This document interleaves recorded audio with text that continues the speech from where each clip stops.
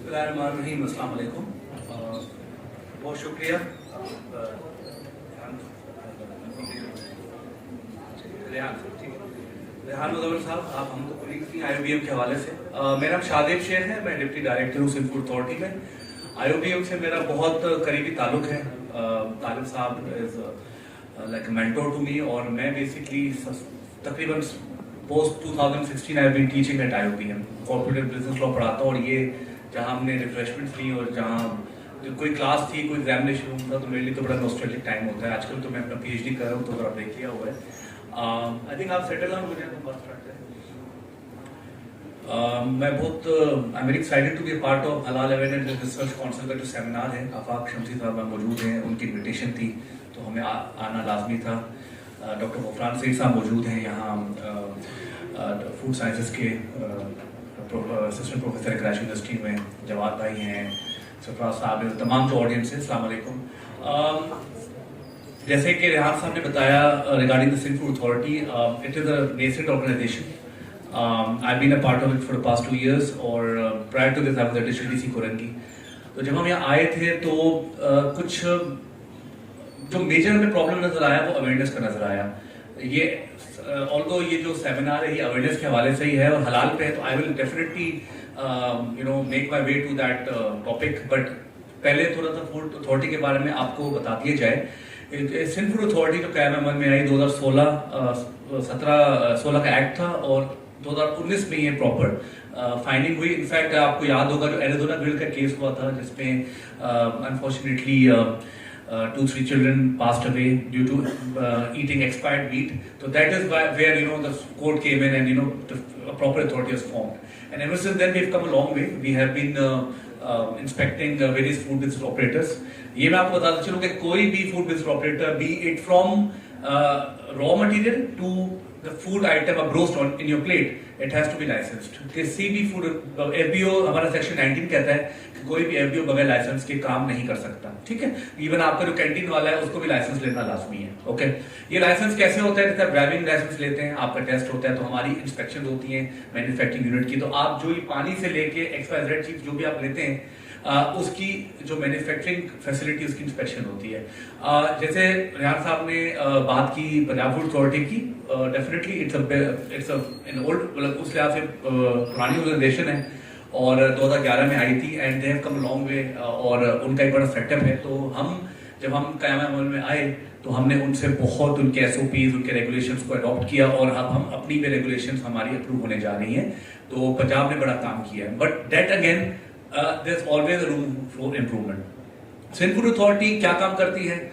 आपको जो खाना प्रोवाइड किया जाता है उसको इंस्पेक्ट करती है, ठीक है, कि वो किस तरह से सर्टेन SOPs होती हैं। फॉर एग्जांपल, आप अगर किसी रेस्टोरेंट में जाते हैं तो वहां हम क्या चेक करते हैं? पेस्ट मैनेजमेंट चेक करते हैं कि वहां कॉकरोचेस तो नहीं है, वहां चूहा तो नहीं है, ड्रेनेज बंद है। ड्रेनेज को लोगे तो ऑफकोर्स एक रोडेंट के आने का चांस बनता है। ट्रेसेबिलिटी, नमक कौन सा यूज कर रहे हैं, ब्रांडेड यूज कर रहे हैं, खुला नमक यूज कर रहे हैं, उसका आयोडीन है कि नहीं है, ठीक है। आपके जो फूड हैंडलर हैं उनके मेडिकल टेस्ट हुए नहीं है, इस तरह की चीजें। क्योंकि जो फूड हैंडलर होता है वो डायरेक्ट उससे कांटेक्ट करता है फूड से, तो उसकी मेडिकल वो कोई हैव बी तो उनको उसको नहीं है, HIV का टेस्ट उनका कराया जाता है, जो भी ट्रांसमिट डिजीज होती है, इस तरह की चीजें। और इसके अलावा उस जगह की हाइजीन कैसी है, मतलब कि सैनिटेशन कैसी है, मास्क पहने हुए हैं और नाखून तो नहीं कटे हुए, बाल तो नहीं गिर गए। तो अक्सर आपको ये फूड पेजेस आप देखते हैं, बाल नजर आ गया, चूटी नजर आ गई, तो ये हमारा काम होता है कि हम उस मैन्युफैक्चरिंग फैसिलिटी को देखते हैं। अब हम आते हैं मैन्युफैक्चरिंग यूनिट पे। आप कोरंगी में बैठे हैं, there are like around 1000 of industries, जिसमें फूड इंडस्ट्री बहुत सारी है, शान फूड भी है, टिपाल भी है, एक्सेट्रा एक्सेट्रा। तो उस पर हम जब जाते हैं तो देयर आर सर्टेन डॉक्यूमेंट। जैसे ये पानी की बोतल है, ठीक है, इसमें ये बता रहा है कि भाई मेरे पास सोडियम भी है, मैग्नीशियम भी है, पोटेशियम भी है, कैसे है, तो उसके पास कोई रिकॉर्ड होना चाहिए। तो टेस्टिंग, इसकी कोई टेस्टिंग रिकॉर्ड होगी। इसी तरह जब आप KFC खाते हैं, आप कुछ भी खाते हैं, तो उसमें हलाल का लोगो होता है। मैं उस पॉइंट पे आ रहा हूँ। हलाल सर्टिफिकेशन एक बहुत इंपॉर्टेंट टॉपिक है। आप कोई भी XYZ कैंडी उठाएंगे, उसमें हलाल का ठप्पा होगा। और वो हलाल का ठप्पा, देखिए ये जो चीज होती है ना आपकी, जो ये जो लेबल है, ठीक है, बेसिकली ये बता रहे हैं कि मैं क्या हूं। आप जब मैं कहूं कि मैं कोविड नेगेटिव हूं, तो मैं कैसे प्रूव करूंगा? मैं कोविड टेस्ट दूंगा आपको, राइट? ये तो ये बता रहे हैं कि मेरे अंदर ये चीजें हैं, तो आप मुझे ले सकते हैं। तो लेकिन इस कंपनी के पास ये तमाम डॉक्यूमेंट होने चाहिए। अगर ये हलाल का ठप्पा लगाता है तो इसका हलाल सर्टिफिकेट होना चाहिए। अब हलाल सर्टिफिकेट एक बहुत ही कमर्शियल प्रोसेस है, जो PS 3733 जो हमारा स्टैंडर्ड है। अच्छा, एक और बात बताता चलूं आपको कि दो चीजें होती हैं, एक होता है फूड अथॉरिटी की इंस्पेक्शन, एक होते हैं स्टैंडर्ड्स। जो स्टैंडर्ड्स होते हैं वो पूरे पाकिस्तान में यूनिफॉर्म है। PSQCA के स्टैंडर्ड है पाकिस्तान, PSQCA जो है वो आपके जो standard Pakistan standard and quality control authority है, इसको उसके जो सर्टेन स्टैंडर्ड है, तो 400-500 स्टैंडर्ड है फूड के हवाले से।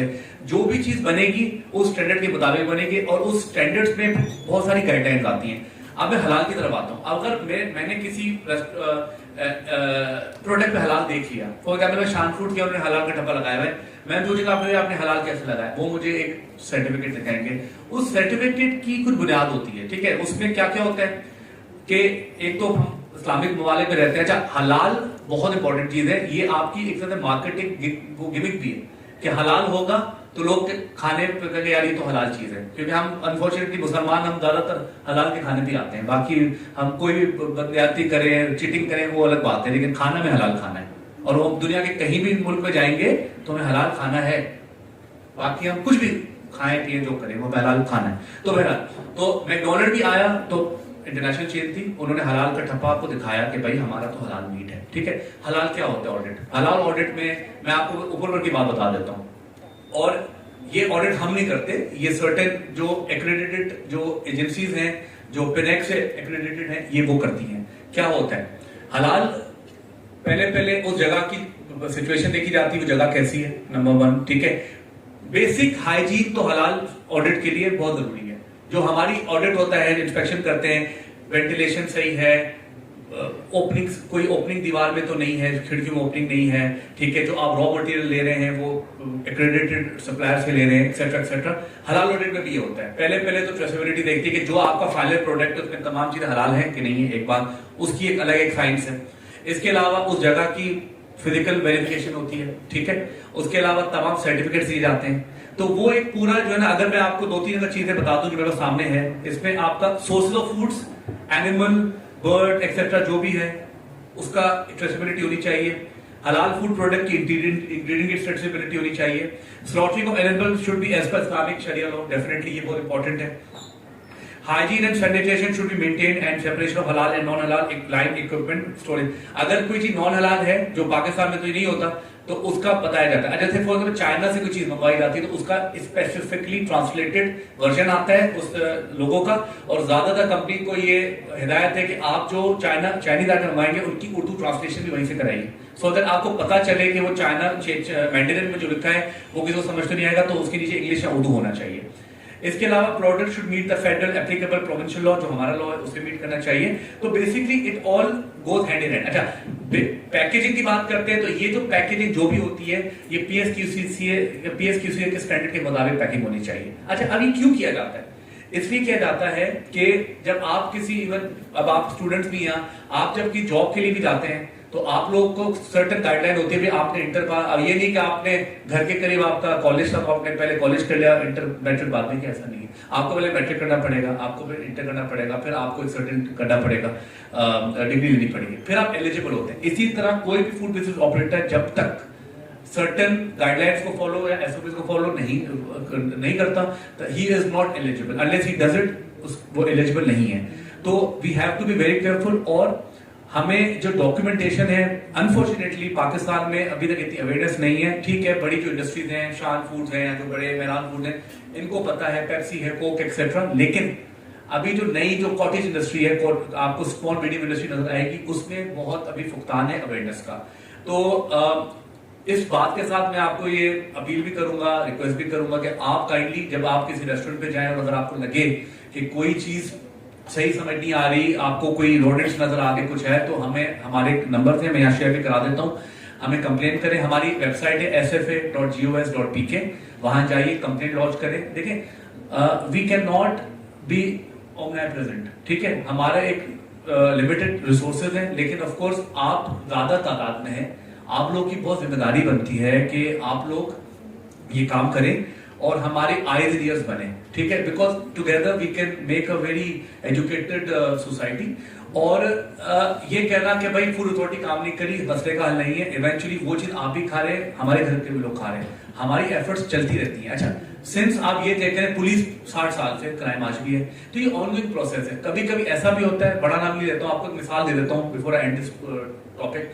कोरंगी का एरिया था, एक बहुत मशहूर इंटरनेशनल फास्ट फूड चेन थी, बहुत मशहूर, आप लोग बहुत खाते हैं शौक से। हमें वो एक समझे ग्रुप था, तो एक पीएम पोर्टल पे कंप्लेंट आई हमारे पास कि किसी को गार्लिक ब्रेड में थोड़ी प्रॉब्लम आई है। हमने उनको चेक किया सर, ठीक है, वहां हमें पता चला। तो मेरे पास एडिशन ज्यादा कोरंगी का, तो मेरी टीम की कॉमेंट्री पहुंची। जब कॉमेंट्री पहुंची है तो वहां उनको 518 kilo 518 kilo of expired beef मिला, 6 महीने पुराना। और वो फूड पैंडा पे डील्स बना के बेचा जा रहा था, 150 रुपए का बर्गर दे रहे थे वो। नाम में नहीं लूंगा किसी का, उनको फाइन भी हो गया, वो हमें तर्ज भी करा दिया।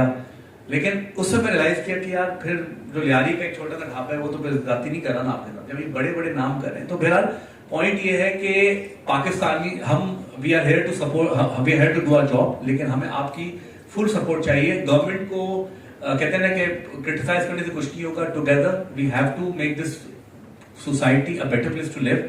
और ऑनगोइंग एफर्ट्स चलती रहती है फूड अथॉरिटी की। उसमें डॉक्टर गुफरान साहब हमारे साइंटिफिक पैनल के मेंबर हैं, हमें वक्तन फवक्तन इनपुट्स आती हैं। शमसी साहब हलाल अवेयरनेस काउंसिल के हैं, करता है, and we need all the NGO to work with us. और हम रोज की बुनियाद पे साइंस में तो इनोवेशन आती रहती है, तो ये भी फूड की एक साइंस है। और मुझे नहीं पता पार्टिसिपेंट्स किस शोबे से वाबस्ता है, लेकिन एक बड़ी ग्रोइंग फील्ड है फूड साइंसेस की। काइंडली उसमें अपने एनरोल कीजिए और make a difference in the society. और with that I am very thankful for शमसी साहब to invite me over। Sir आपने टाइम दिया हमें, मैंने आई होप ज्यादा टाइम तो नहीं लिया होगा, लेकिन मैंने कब मतलब की बात की जाए आप लोगों से। Thank you so much, very kind.